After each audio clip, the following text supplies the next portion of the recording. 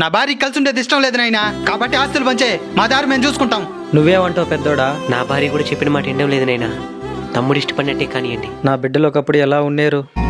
చిన్నతనమేమైపోయే, నన్ను వదిలే నీదే చేయే, అంత కలలాగే కరిగే, కథ కథలకాగే, అందమైన గూడే చెదిరే, అన్నా అంటేనే ఉన్నానంటూనే, చిన్నోడి కోసం నిలబడతావే, అన్నా అంటేనే ఉన్నానంటూనే, చిన్నోడి కోసం కలబడతావే.